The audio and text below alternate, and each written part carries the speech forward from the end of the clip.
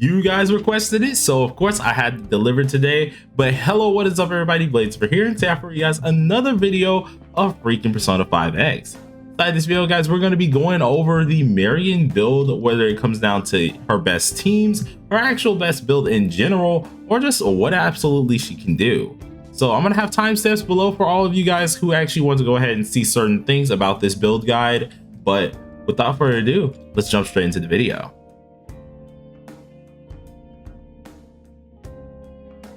Alright, so taking a good look at Minami here, this is one of the first healers besides Morgana that entered the game, and boy oh boy is she actually amazing.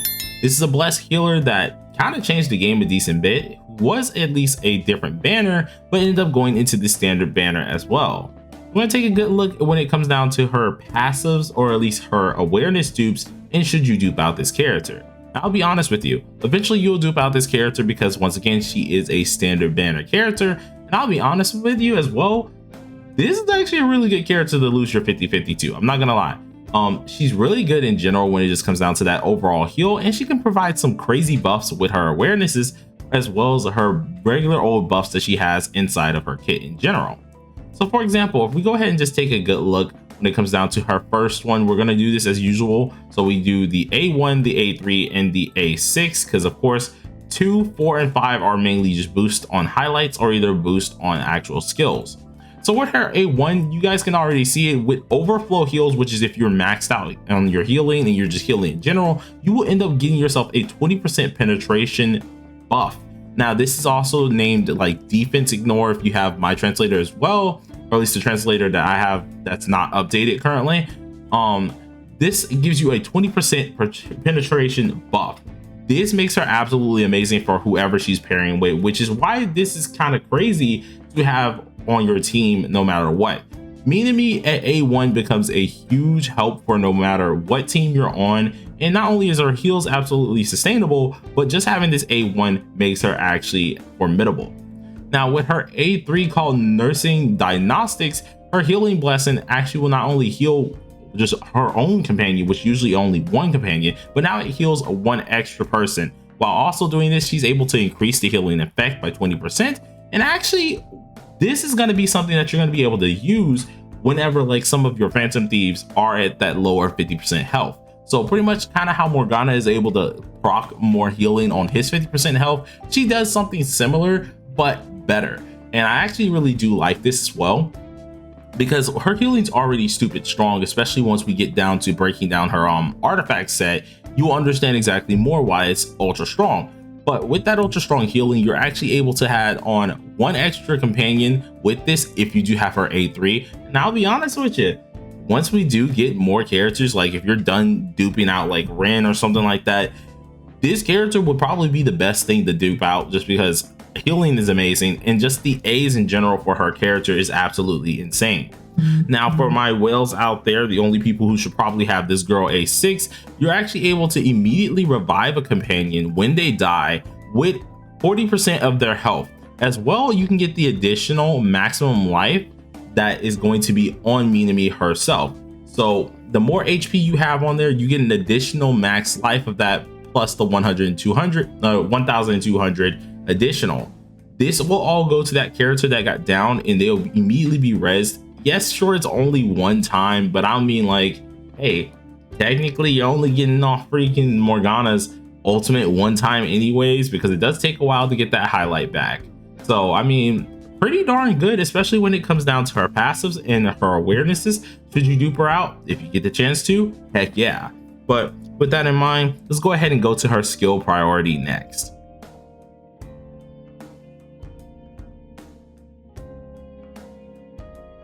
Alright, so paying attention to the skill priority for this character, I'd like to say off bat, I have not gotten this character just up yet, but I will tell you her main things that you want to go for is going to start off of her healing blessing.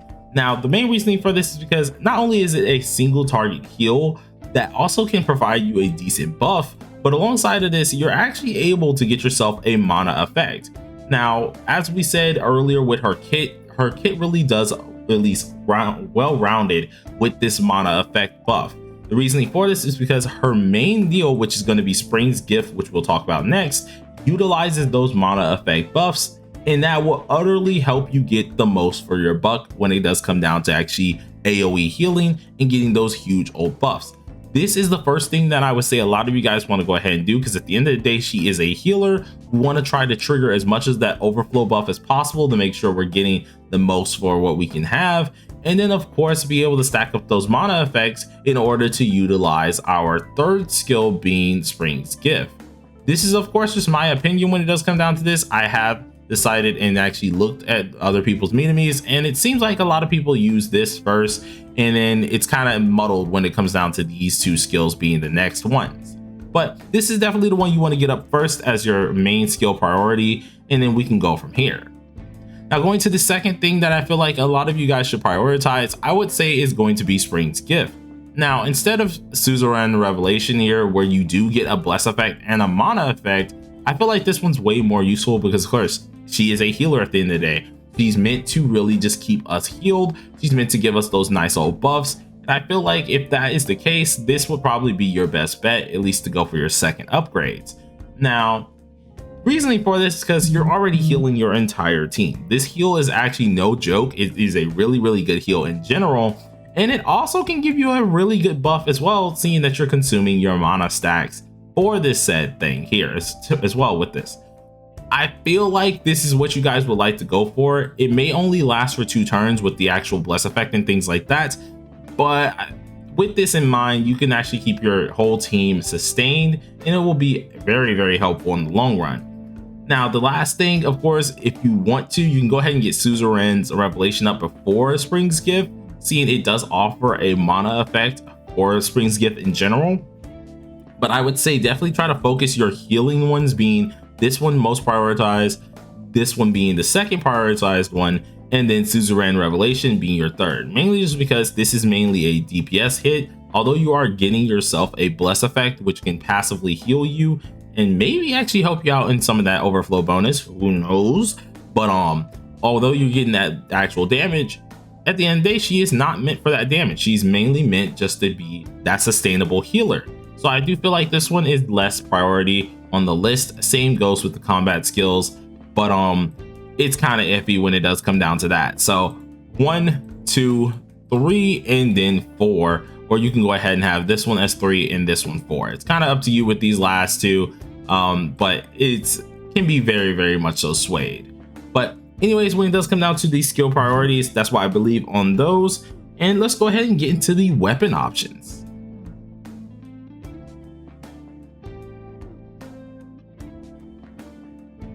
All right, so taking a look at the weapon options, we're gonna do just straight up be honest with you guys. This is the one standard character that I will be full 100 honesty with you and say you gotta have our 5-star. It makes a huge difference. It's, I want to say, definitely tied for one of the best weapons in the game currently. And this character, without a doubt, plays totally different if you do have the 5-star instead of the 4-star and 3-star. Those two, they ain't it. Just put it that way. But with her 5-star weapon, it actually changes a lot on her kit. And the main reason for this is because it plays directly off of that said kit. So once again, we see the word mana, which is one of the effects that everything revolves around on this character. She's able to actually increase your healing effect by 10%, while also getting a lifesteal increase as well to 30%, which is automatically really, really good. But alongside of that, she's also able to increase your damage more than she used to, up to 25% on other monsters. So all of your persona people, or at least your party members, will get that 25 increase and deal way more damage when attacking an enemy. Now with this, of course, you're also increasing your persona users as well by 8% for that one round. So I'm not gonna lie to you, that's insane. It's definitely one of the few weapons that changed the game. It's kind of like Puppet's weapon. I feel like I said this in the last video I did a while ago, or at least last video I did like 2 days ago, in which her weapon, Puppet's weapon, those two make such a game changer on your entire team, and it's a really widespread for your team that without these, it feels very lackluster.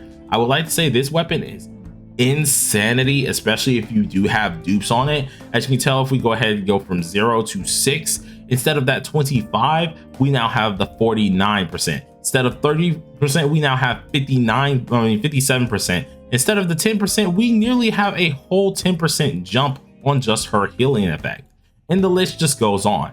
This weapon, without a doubt, is one of the only weapon options I would say for her. I do have her 3-star weapons, and so you guys can take a look at it. But for example, the 3-star weapon, yeah, cool. Whenever they release a skill, we do get some small recovery, but that's only at the beginning of the turn, and it's based off her maximum life, and that ain't really it. We're talking about her actual 4-star weapon. I mean, like, it's also kind of not it either. So this is one of the characters that I would definitely vouch, even though she is a standard. If you get the chance to get her weapon, get her weapon. It makes a huge difference into her gameplay, and without it, you guys are going to see a major difference. But let's go ahead and get to our next thing, which is going to be her best gear sets and more there.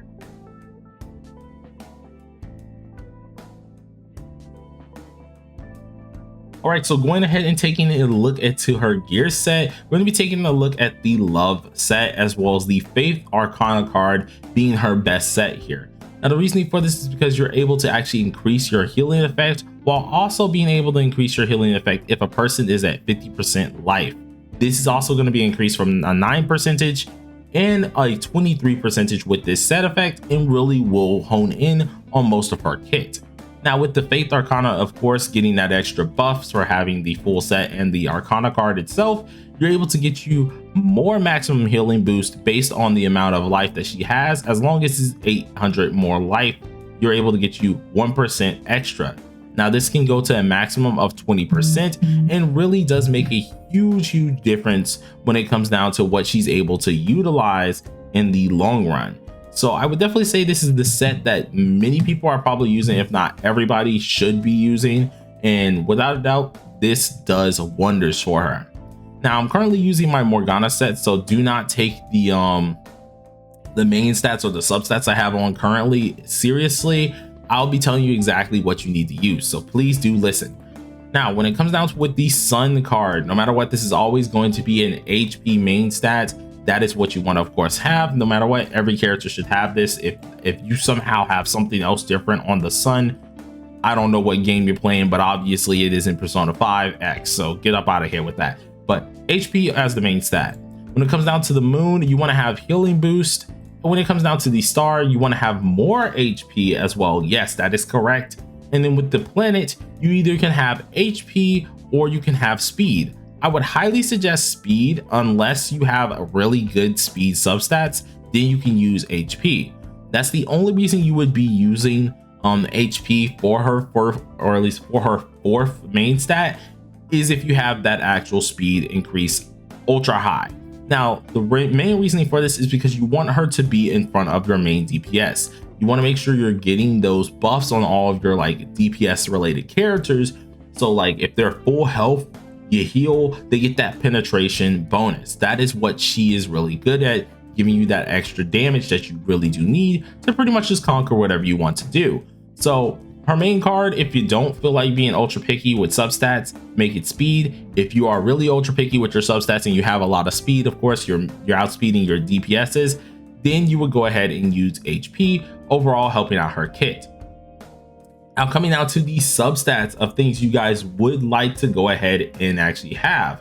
So take really huge listen to this. Our main substats you want to get is going to be HP percent, flat HP, healing bonus, and speed. Those are going to be the main 4 that you guys want to really focus on. Nothing else. You don't need attack, you don't need crit, you don't need any of that. You just want her to have as much HP as possible to really benefit her card set and benefit her actual kit, and then have speed to once again outspeed your DPSs to immediately be able to heal, get that overflow healing to give you those actual defense ignore type buffs. This is what she's going to excel at, and I feel like a lot of you guys should definitely do this if you really want to make her usable. The same thing goes with her Arcana card. HP, flat HP, speed, those are what you really want to look for in order to have a really good card ready and made for her. So that is all we have to go over when it does come down to at least the gear set, but we still got to look at team comps. So let's go ahead and take a look at that.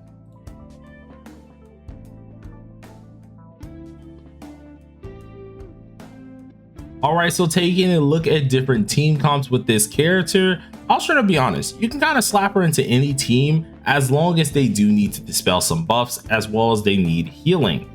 With that in mind, she really doesn't have a bad team. There are some teams that she really does excel at, but no team that she really goes on is really bad, especially if you do have her A1. Her A1 makes it so she's usable with anything, to be honest. But if you don't have her A1, that's perfectly fine as well, because she can still be used on majority of teams just based off our kit. But one of the things that I would say that is really good with this character is this team right here, because then you're able to have Joker, Marian for the heals as well as giving you that ultra buff, and then you have Rin for the defense shred, meaning you're going to go ahead and use Okyan on this team as well to give you more damage. This is just straight up supreme damage in general. Instead of using Morgana, you will be using Marian, and this absolutely does the charm.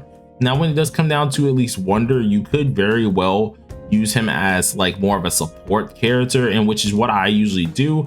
And I would like to run maybe like a good healer, so we would take our healer right here, another healer or defender, and then maybe one attack character. And the main reasoning for doing this is because we really don't need damage with Wonder himself.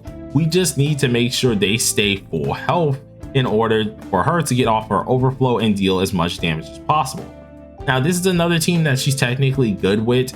Instead of Leo here, we would actually use Vio, which is the new character that did drop. This team is more of her newest team, and which is really good in general. And you could also use Wonder as either a defender or more of just trying to make sure you're manipulating their HP bars to make sure she's giving that overflow damage, or you can use Wonder as an attacker. Let's say if you feel really solid on them actually staying at full health, go ahead and use some blessed type characters or some blessed personas in order to also give you that extra blessed coverage, seeing you only have one blessed character in this whole team.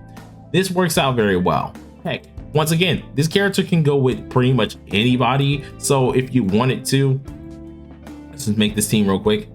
If you wanted to, you could literally stick Marian with goddamn Yui and just be like, okay, this works. And then for whoever is your next character, I would strongly advise like a sub DPS of some sort, or either a defender. If you want to go with a defender, you could use Yuki, because if you don't feel safe with their health values, Yuki is also a really good option.